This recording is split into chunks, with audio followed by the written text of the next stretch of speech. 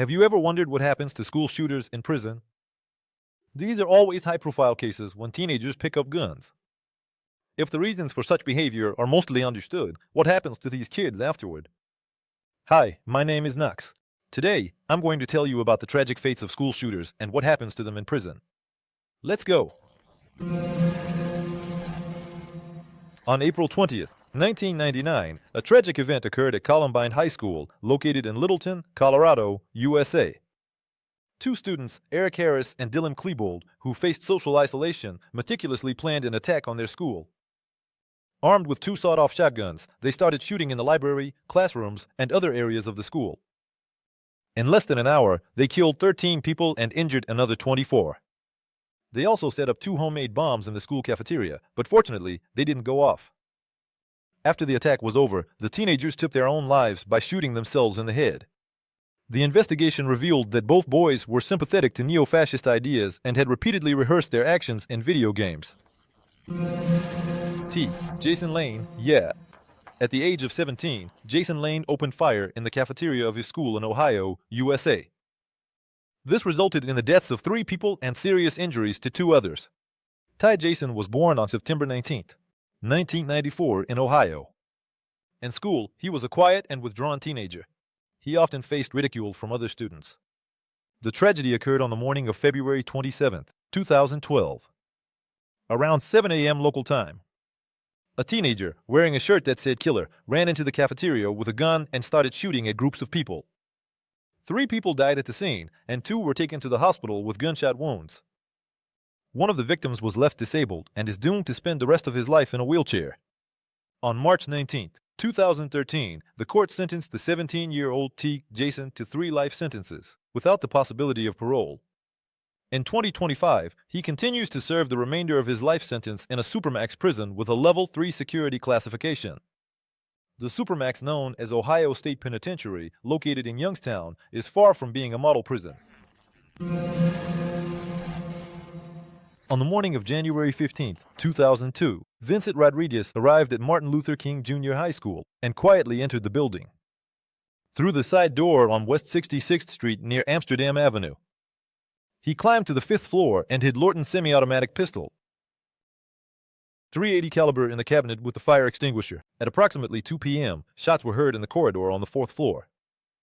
Rodriguez opened fire on 2 of his classmates, 16-year-old Anrel Wilkins and 17-year-old Anrel Nepper, fatally wounding both.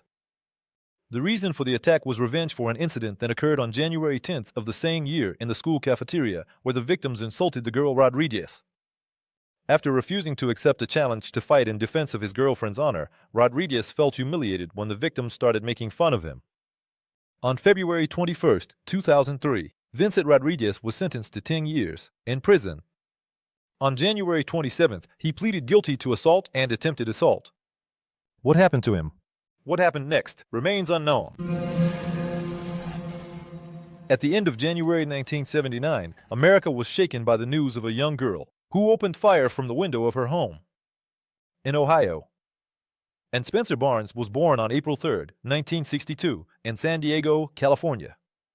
Shortly after her birth, her mother left the family, leaving her little daughter in the care of her alcoholic father, who had a tendency toward violence. The girl grew up without friends, and instead of fairy tales, her father told her stories about the brutal killers he admired. Despite good grades in elementary school, Brenda had difficulty fitting in with her peers and remained an outcast. Over time, her academic performance started to decline, and the girl began using drugs and alcohol. For Christmas, her father gifted Brandy a Ruger .22 caliber rifle with a scope and 500 rounds of ammunition.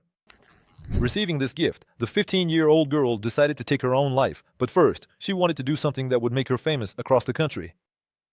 On the morning of January 29, 1970, in 1929, Brandy took a gun and started shooting out of her house window at school kids. As a result of the shooting, 11 people were injured, most of whom survived.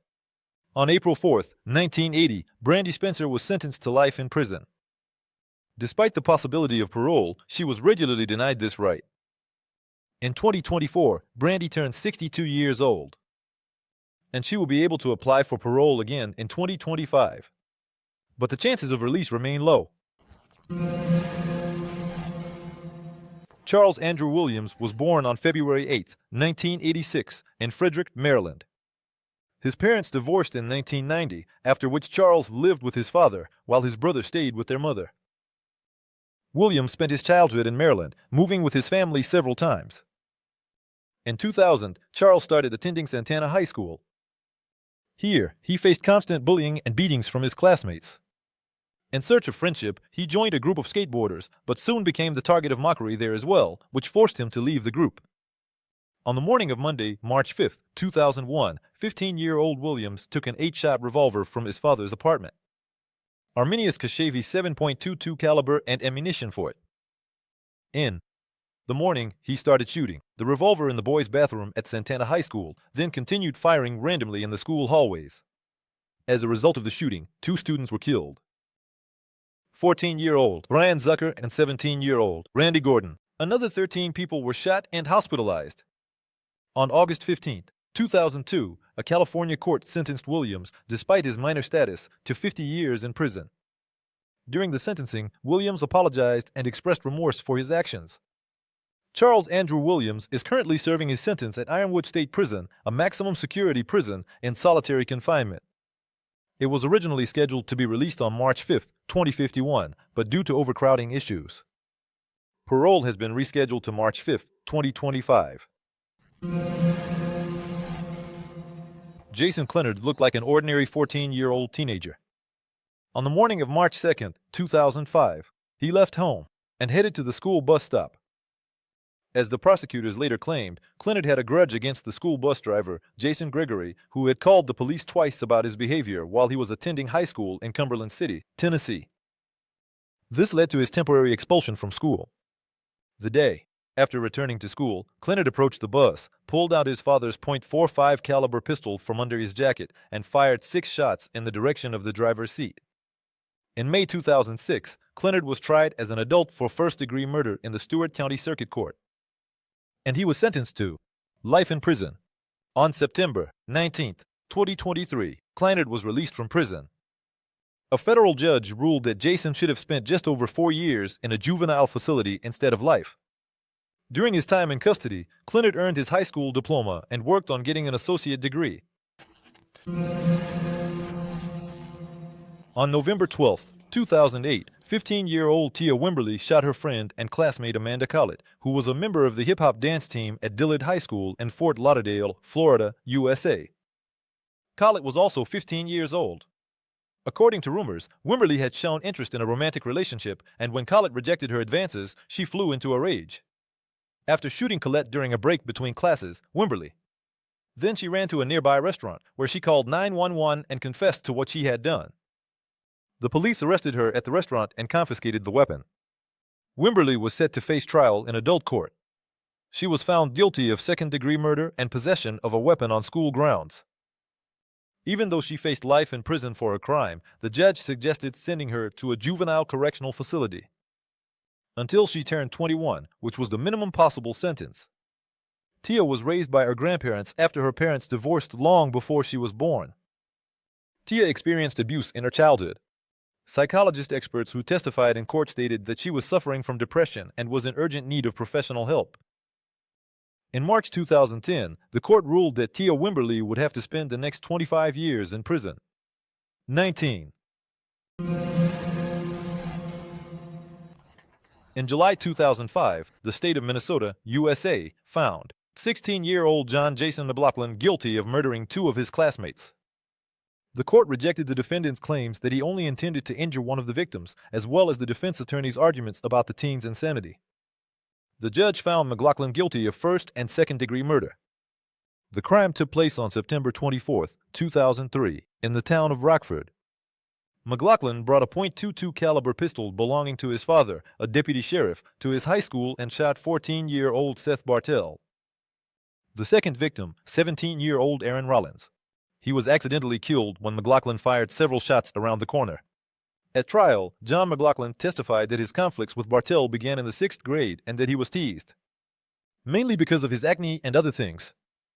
First-degree murder carries a mandatory life sentence with the possibility of parole. 30 years later, currently, John Jason McLaughlin is being held in Stillwater Prison. On March 22nd, 2001, Jason Anthony Hoffman opened fire at a middle school in the suburbs of San Diego, killing 5 people. 18-year-old Hoffman, who was described by classmates as withdrawn, gloomy, and prone to outbursts of aggression, came to school with the intention of to kill Principal Dan Barnes. In written statements submitted to the police, after the incident, Hoffman claimed that Barnes was going to kill him, and that the principal was somehow to blame for him not being able to enlist in the Navy. Spotting Mr. Barnes near the administration building, Hoffman dropped to one knee and fired a shotgun at him, a 12-gauge. Then he turned and tried to run, but fell about 65 feet from his truck. He had a .22 caliber pistol found tucked in his waistband, but he never used it.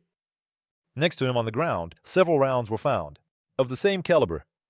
18-year-old Jason Hoffman had clinical depression was diagnosed. At the age of 14, he was required to attend anger management classes after he hit a classmate with a tennis racket. Hoffman grew up in a troubled family.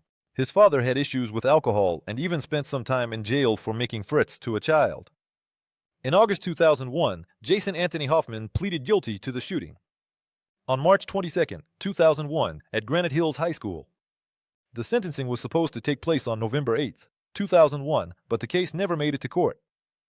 Hoffman took his own life in his jail cell. On September 6, 2017, shots and loud explosions rang out at school number 1 in the Moscow region city of Ivantievka. One of the students decided to get back at the teachers and classmates for the constant humiliation he endured throughout his schooling. The thing is, the boy just wanted to wear military-style clothes, but the teacher wouldn't let him. After yet another rejection, the teenager hit the woman in the head with a kitchen hatchet. Terrified students tried to hide in the storage room. The boy walked into the classroom and started blowing up homemade explosives. He broke glass and fired a pneumatic gun. Then he went after his classmates, planning to take them out. Fortunately, at that moment, the police burst into the room. The teenager was detained by arriving Special Forces officers. On February 15, 2019, the court handed down a guilty verdict against Mikhail Pivneva. The young man was sentenced to 7 years and 3 months in prison, serving time in a juvenile correctional facilities. Unfortunately, the value of human life is indeed diminished by factors such as computer games and the internet, where scenes of violence are available everywhere. Hopes that increased security at schools will solve the problem are likely to be in vain. Talking to teenagers about how violence is bad is also unlikely to produce the desired results. Experts believe that we need to change our approaches to raising children, helping them express their opinions and emotions in a healthy way. While you write your responses in the comments, friends, I want to make you an interesting offer. You have a unique opportunity to become part of our team. If you have video editing skills, you can voice over videos in Russian, English, and other languages. Or write an interesting script. We would be happy to work with you. Message our Telegram bot. The link is in the description. That's all for today. Thanks for watching.